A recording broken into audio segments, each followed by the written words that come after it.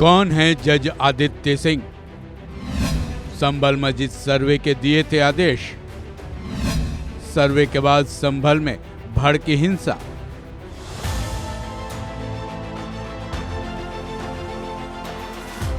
UP के संभल में हुई हिंसा में अब तक 5 लोगों की जानें चली गई हैं। हिंसा पर काबू पाने के लिए इंटरनेट पर रोक लगा दिया गया था, साथ ही स्कूल कॉलेज भी बंद कर दिए गए थे। संभल में फिलहाल हालात काबू में दिख रहे हैं। पुलिस की चौकसी बढ़ी हुई है, लगातार गश्त चल रही है।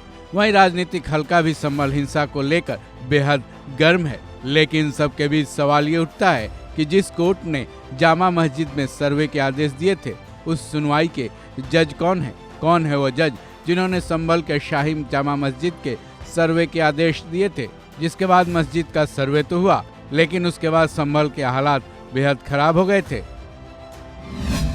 जज आदित्य सिंह। गौरतलब है कि संभल के चंदौसी में सिविल जज सीनियर डिवीजन आदित्य सिंह की अदालत ने शाही जामा मस्जिद के सर्वे के आदेश दिए थे। सिविल जज आदित्य सिंह यूपी के मुजफ्फरनगर के निवासी हैं। 2018 के जून के महीने में जज आदित्य सिंह का चयन यूपी लॉ सर्विसेज में हुआ था। चयन के बाद उन्होंने अपनी पहली सेवा सहारनपुर कोर्ट में जुडिशियल मजिस्ट्रेट के रूप में देनी शुरू की थी। उसके बाद 29 जनवरी 2019 को जज आदित्य सिंह को सहारनपुर में सिविल जज जूनियर डिवीजन बनाया गया था। इस कार्यकाल के दौरान भी एक गंभीर केस के वो जज रहे थे। देवबंद में भी वो एडिशनल सिविल जज के रूप में काम कर चुके हैं। उसके बाद जज आदित्य सिंह का ट्रांसफर कर दिया गया। उनका ट्रांसफर बिजनौर के चांदपुर में किया गया था। फिर 2023 को 18 नवंबर की तारीख को उन्हें सिविल जज सीनियर डिवीजन के पद पर प्रमोशन मिला।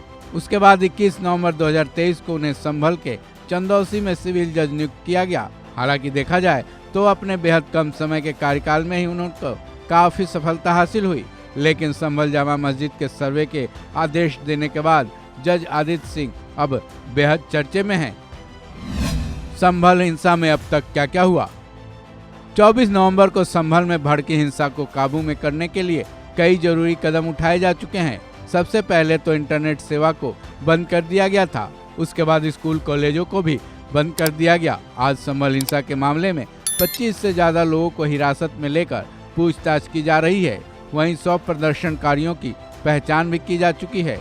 उनके पोस्टर भी जारी किए जाने की प्लान है। योगी सरकार ने इस मामले में कड़े आदेश दिए हैं कि आरोपियों की पहचान कर उनके खिलाफ सख्त से सख्त कार्रवाई की जाए।